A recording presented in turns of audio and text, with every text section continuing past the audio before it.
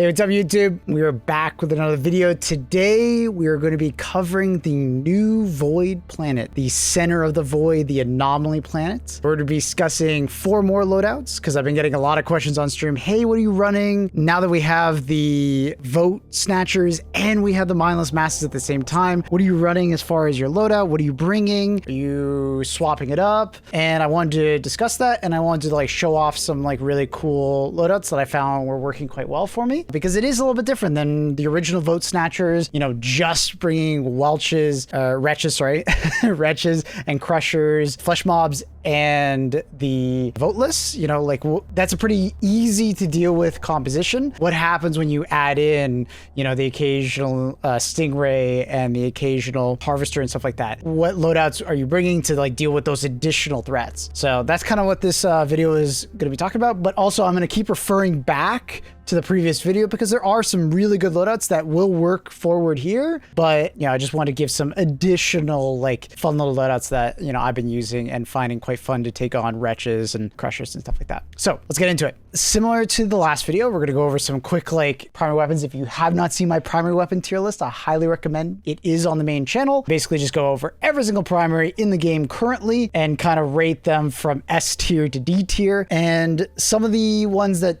definitely are coming across the top are going to be your fire primaries and also your explosive primaries. You're going to see me talk about those a lot. But other ones that are always really good versus like most of the Illuminate forces is going to be medium pen weapons. Medium pen weapons are very nice versus Illuminate just because you're going to be able to take out the Overseer's heads very quickly. You're going to be able to take out the black part of the arm on harvesters. It just makes it easier to deal with those enemies because light pen weapons, it's pretty awkward sometimes to take them on. You obviously can, but it's just a little bit more awkward. So medium pen weapons, fire weapons, like I said, and explosive tend to be on the upper side. So just want to talk about that. Secondary weapon wise, a lot of times we're either going to be bringing something heavy pen related, or we're going to be bringing something grenade pistol, something utility focused, maybe something knockback wise, but it's going to be mostly utility based. All right. So definitely favoring like Senator or bolt pistol for taking out like crusher heads, and then like grenade pistol just for objectives. Ultimatum, always a strong competitor just for AoE damage and objectives, just making things easy. Talon, the beloved. Don't sleep on the Reeducator. People always remind me like, hey, you're forgetting about the Reeducator. I'm not forgetting about it, but it's just niche. For those who don't know, it came with a redacted war bond. It's essentially just like a stim gun, but just shoots toxic bullets that basically just puts the gas effect on an enemy. And it's pretty good against a crusher. Like if you have a crusher right in front of you bearing down on you and you need some space, you could gas them. Not bad. Is there better things? Yeah, probably, but you know, not a bad option if you're trying to be a little more stealthy also, or just get away. Throwable wise, we're going to favor our anti-tank options more so, but if you're struggling with like anti-infantry, you always have like arc, giga grenade, dual purpose. Fire grenades are really good. Dynamite is amazing still. Lure mines, not a bad option just to get out of there. If you're struggling with like elevated overseers, the shield is not a bad option. Gas grenades are insane. They're so good. Pyrotechnic grenade for taking out harvesters, very strong. 2 pyrotechnic grenades underneath the tripod's like, you know, central column, often take it out. It depends, obviously, if the tripod walks away or if your throwing arm is not particularly great. But if you hit some good grenades, it takes them out very effectively. It's great. And then you might be like, why? Why does it do so well? It's because when you throw the pyrotechnic grenade and it starts spinning, it actually does like ballistic damage and really high amounts of ballistic damage. And if you don't know, a tripod's feet are actually really weak to ballistic damage. It's kind of funny that way. And also it does a ton of fire damage. So the combination of the two takes out tripods really fast. So it's actually really good. Highly recommend. All right, next, we're going to go into armory. Just talking about armor real quick. I don't think it's really changed from my previous video. I am definitely preferring to bring medium armor here. I feel like light, I was getting a bit punished too much by their wretches. And obviously the more ranged Illuminate love to headshot you when you're wearing light armor, and it feels like you're getting headshot because you're stim taxing a lot. If you do feel like you absolutely really want to use light armor, obviously med, scout, siege ready, can't go wrong with the oxygenator. Works well just for outright speed. As we said, the stealth armor, the explosive resistance, less recoil, not a bad one. If you do find yourself dying a fair bit, engineering kit, not a bad choice. But the thing that I've been sticking with basically all the time is the new armor. It's disgusting. We are going to be doing an armor tier list a little bit later, but for now, I highly recommend the new True Grit passive. It's so good. If you have a support weapon that you're reloading even a little bit with, it's so good. And then the ergonomic change for all weapons, not just support weapons, is extremely powerful. Heavy armor, I'd probably avoid with just how many wretches and voteless are around. You just don't run fast enough all the time that you're just gonna get caught. Yes, you can tank more damage, but because you're getting caught by all these melee enemies so often, it just doesn't feel worth it in the long run. Medium armor, you're just fast enough to stay away from voteless and wretches and so on and so forth. Make sure you're dodging left and right for their pounces. Light armor, obviously you're way faster than them, so you can get away if you need be, but be careful not to get shot because obviously it's gonna hurt a lot more. So that is that. Let's get into the loadouts. So starting off, I want to just talk about how good the autocannon has kind of maintained over the last like 2 years. Some people might not even know if you're coming back to the game. About a year and a half ago, I think it was, they added a flak mode to the autocannon. How it works is it's basically procs detonation and it blows up, sends shrapnel, but does like a good amount of explosive damage while doing that. There is an arming distance. It's about, I want to say like 5 meters from you.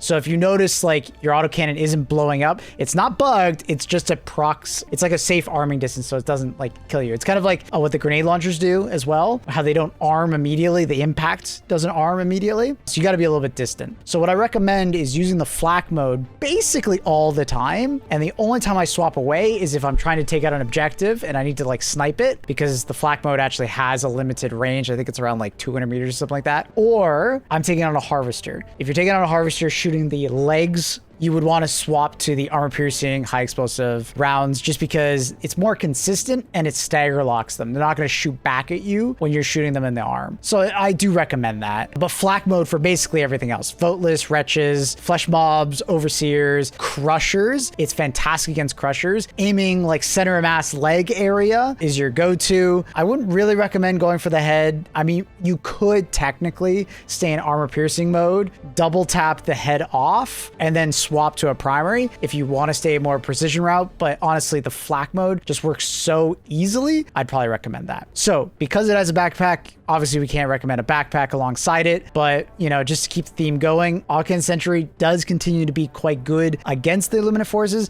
but everybody likes to remind me, but they're not good against this. They are, but you have to position the turret correctly and you need to protect it. What do I mean by that? Try to find elevated ground so it's not easy for enemies to get to it. A crusher can't just walk up to it in 2 seconds and hit it. And second, you want to make sure that it's like away from enemies. You're not throwing it right next to the Illuminate drop. Sometimes what I do is if like I'm fighting on a hill and Illuminate are right in front of me, you know, taking me on, what I'll sometimes do is I'll either throw the turret to my left or right on high elevation, or I'll throw it like on a completely weird off angle, 50 meters to the left or right. You might be like, why? You're not protecting it. The reason for that is I'm hoping that it'll either draw attention away from me or it'll be in such an isolated area. Most of the enemies are going to be going for me so we can get some free shots as the enemies are coming in, right? So grabbing that off angle can sometimes work out. If you really want to metagame it, don't throw it into the direction of an enemy outpost, because those are the directions that reinforcements,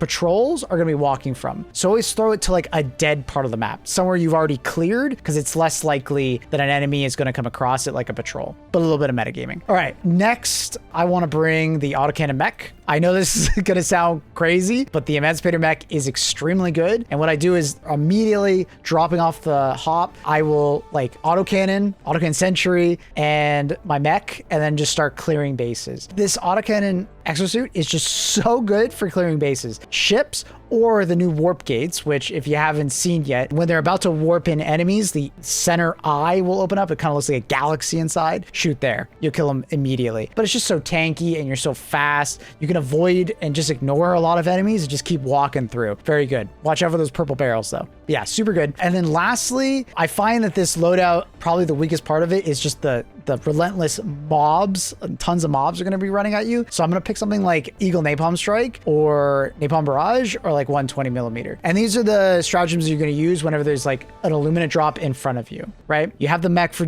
dealing with bases. You have the autocannon for just bobbing generally. And then you have like, you know, something for whenever an Illuminate drop happens, right? So we'll throw that on. As far as my primary weapons, I can't stop recommending the Scythe. Use this against like wretches and voteless. All you got to do is like paint the laser over the enemies, watch them burn, move on to the next. And you just keep doing that. It lights enemies on fire extremely fast and it is super good. Once you see they're on fire, just ignore them. Unless they're like on top of you, you got to keep killing them. But like if they're at distance, just let them burn. It's fantastic for that. For an Overseer, you might need to like beam them for a little bit longer, then ignore them because they have enough HP that they will survive the initial burn. But 2 burns, they're done. It's really, really, really, really good. If you're not already trying the Scythe, please try it. My special slot, I'm just going to take the bolt pistol because I already have abilities to take out the warp gates with the autocannon. But some honorable mentions, as always, is like Crisper and Stim Gun for like team utility, ad clear. You know, another really strong recommendation is like Senator for like taking off Crusher heads if you run out of autocannon ammo. The Verdict recently got a little bit of mag bump. You know, you could grab something like that. Missile pistol. This is very much a flex spot because I feel like the rest of Loadout already handles everything you need to worry about. All right, on to the next one. So this is our second loadout. This one's gonna be focused around the spear gun. I feel like this is a less used one, but still a very solid weapon against this faction, all right? And the reason why I think that is because 1 spear is enough to take off a Crusher helmet, and then the gas afterwards basically CC locks them for another 5-10 seconds. So you have plenty of time to either get away, deal with them, deal with another Crusher, and then also the gas is just very good against the wretches and the voteless. And then the spear gun itself is quite good against the harvesters because you have heavy pen and it is a precision weapon. Obviously take down the shield first with like a primary weapon or something like that, and then swap to the spear gun to take out the arm afterwards. But very solid option to keep the kind of the theme going. Gas for up close and personal enemies. If you don't want to stick gas again, maybe grabbing the hot dog or like Rover, or if you just want to have as many like spear gun shots as possible, you have the spy backpack, right? So there's a lot of really great options. Obviously mobility is another one. If you're a mobility fiend, you know, there is a lot of great options as well. A lot of people love to take the hover pack so they can hover over the crushers and deal with them that way. Hey, you can give that a try. If range damage is really bothering you, shield generator is a good call as well. But for the sake of the theme, we're gonna go with the dog breath. Okay, as far as my red stratagems, I'm gonna feel like I have pretty good ad clear because I have the like the gas guard dog and the spear itself. So I'm gonna be worrying more about dealing with harvesters and of the like and such. And 110 millimeter rocket pods have felt a lot better as of late against harvesters. They will occasionally miss a harvester if he's moving around a lot, but what I like to do is drop the shield with a primary weapon, then throw the 110s. You could do it in the opposite direction, but if let's say you forget to like reload your weapon or something along those lines, you might not drop the shield in time because the Eagles do come in pretty fast. So 110 millimeter rocket pods. And then my last is going to be something like maybe like the HMG emplacement. The idea is that maybe like your gas guard dog is going to protect you, and then the HMG emplacement is for like sniping, let's say drop ships as they come in. I don't mean actually shopping the drop ships themselves, but like the enemies that come in. If you have not tried the HMG emplacement, it is extremely good against crushers. Like it's like a couple shots, like 4 shots to take out the helmet, and it's like 2 more to like the little head. Extremely efficient. And then it's extremely good against harvesters, pretty damn good against voteless, wretches, not exactly the best, but it's like good at it. So I highly recommend. And then for as far as a primary goes, let's say we go with like the Incendiary Breaker. Yeah, we'll go with the Incendiary Breaker. Other fire shotgun will work is like the Cookout. If you want to just go with the Breaker, is Spray and Pray absolutely as well. But I do think the Incendiary Breaker is the best other than the Cookout because it's got knockback. But Incendiary Breaker really good. Once you see an enemy on fire, especially like your small ones like your voteless and your wretches, swap targets. All right, don't worry about it. Make sure to put on those short mags. They are extremely good. A lot of ammo, really good. But tap fire, don't full auto unless you need it because there's an enemy right in your face. Don't worry about like full autoing at long range. Just tap fire it, tap fire it. Okay. As far as my secondary goes, I can use my spear gun for taking out like warp portals and stuff like that. So I'm not worried about bringing something for my objectives. So it's going to be like maybe the dagger. Dagger is just like the scythe. You can just kind of light enemies on fire, move to the next, light enemy on fire, move to the next. And you can do this extremely fast, right? There's the crisper if you want to do a little bit of like gas and fire, green and red. It works really well too. Senator if you run out of spear shots to help you take care of crushers, you know, the typical. And then as far as my special, I would probably want to bring something that's like very good at dealing with like crushers that get too close to me. So that's like, because I feel like the spear gun can sometimes be a high pressure kind of weapon to use, because if you miss that shot and a crusher's getting pretty close to you, it gets a little spooky. You know, it's not like the autocannon where you have 10 shots to deal with them. So like melt to mine, stun grenades, sticking it with an urchin, thermites, more gas is always an option. Giga grenades, but you know, once again, they might be too close at that point, so it's a little awkward. But a lot of good ones. I'm gonna keep on the melt to mine for now, though. So that is this loadout. Anything I would possibly change is mostly just the like the backpack. And if you want something easier to use, so you don't have to worry about the HMG emplacement, this is where like obviously you always have mechs, and then like napalm barrage, another napalm ability, you know, Gatling barrage, always a good one. More gas, 500 kg, things of that nature are always good ones. All right, going into our third loadout. This is one that is for you gamers out there that don't really want to worry about aiming as much. And I don't mean this as a diss, but this is what the Wasp is really good at. The Wasp has always been like a pretty top tier weapon for Illuminate, especially for dealing with overseers, elevated overseers, and sniping objectives from across the map and sniping harvesters from across the map. And it turns out it's pretty damn good against the Crusher as well. If you haven't used it, it's a 3-tap to Crushers. Downsides really quickly about the Wasp is that if an enemy is moving horizontally too much, it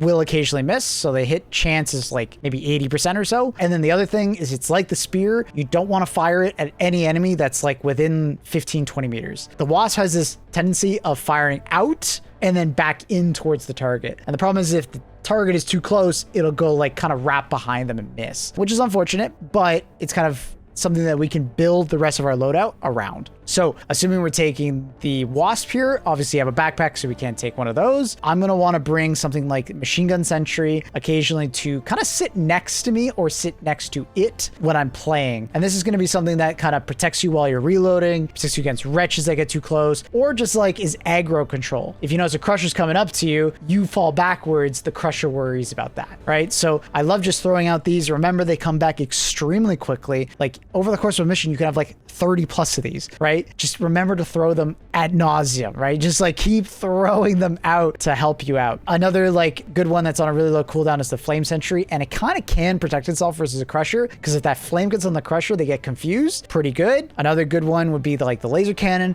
but you got a couple different options here to go with. Next, I want to grab like Gas Strike. This is something that I'm going to throw right in front of me if I feel like just enemies are getting too close to me. I'm basically throwing it at my feet and stepping backwards. All right. I don't really need to move that far, but just far enough that my Wasp will be in an effective range again. It does work really well, and it's on a short cooldown. You can almost like time this with your machine gun sentries. You could like throw the Gas Strike out, throw your machine gun sentry kind of like on your side, and then get to unloading on Wasp and like Wasp prone enemies. All right. And then like every 60 seconds, you can kind of just keep doing that, right? It synergizes quite well in that regard. And the last thing I'm going to do is probably Napalm Strike, just to give you that curtain of fire whenever there's like a big drop, just so, because like it can feel overwhelming with the Wasp because it's not particularly great against wretches and voteless. All right, so just in those overwhelming moments where you're just like, oh my god, there's so many enemies, you can even just throw this at your feet and just keep running forward. I do that sometimes, right? Call in the stratagem, throw it straight down, and then sprint. And then what it will do is, even if they're on nipping your heels, a lot of time you've just cleared where the stratagem is going to land, and then it's going to land on the enemies behind you. It's awesome. It feels really, really cool. All right,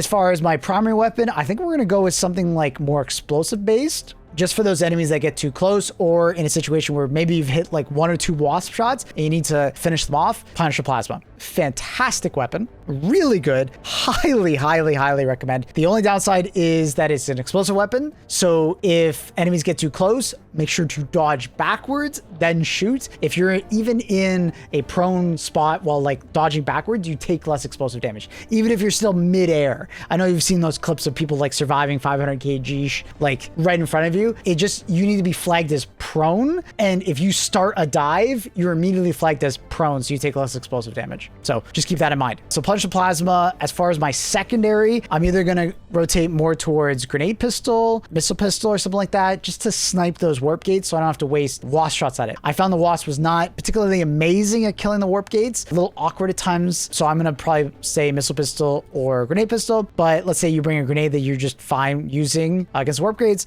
This is where maybe I'd take like the dagger or crisper just for like those more close quarter environments. You know, if you want to take another pistol, go right ahead. And then lastly, for my grenades, I'm probably gonna grab something like gas grenades, just to once again give me more space so I can use my wasp more effectively. Gas grenade being an all-time great just because it has so much CC tied to it, but also really good doing damage to like the lower HP enemies. This will kill wretches, this will kill voteless, so it's nice to have. Lure mine would be another interesting pick. You know, throwing the lure mine off to the left or right, you keep moving backwards, so it gives you some space so you can deal with the crusher. All right. Going into our fourth loadout, we have the flamethrower. And I'm saying flamethrower as like big air quotes because I'm going to basically make two loadouts here, but it's like revolving around the flamethrowers. So first thing we got to discuss is cremator versus flamethrower. I get this question all the time on stream, which one is better? And it depends. It's not an easy question. And the reason for that is because like it depends on what backpack you use and what other stratagem you're going to bring with the cremator. And let me explain. So the cremator is awesome because as a single stratagem, it is more powerful than the regular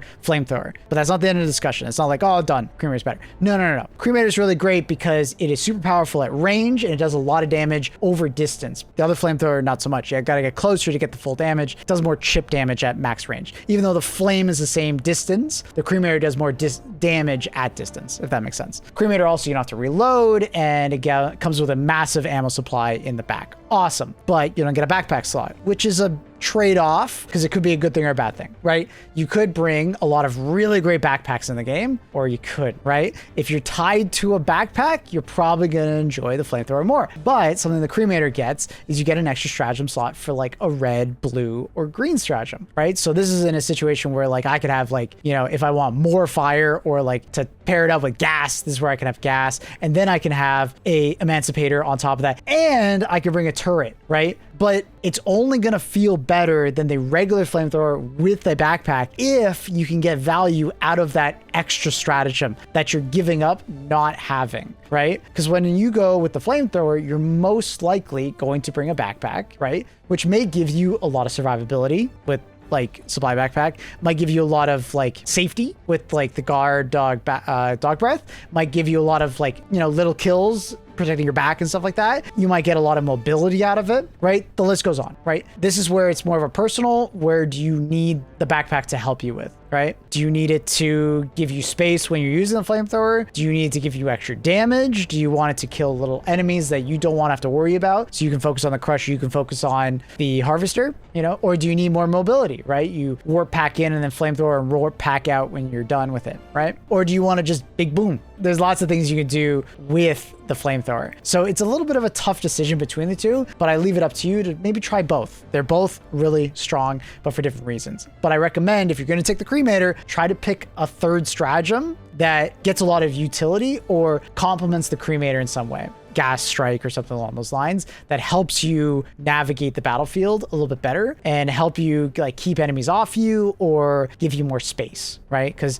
creating space in Helldivers can often feel very good, especially when the enemies are bearing down on you. All right, so continuing with this loadout, let's swap it up just so we're not, you know, keeping the same stratagems every single time. Let us bring, since we're doing flamethrowers, I want to experiment probably with like, we try like mortar sentry or anti-tank mines. We're gonna go with anti-tank mines here, and the idea is that you're going to lay out a curtain of anti-tank mines and then you're just gonna let the enemies walk through them.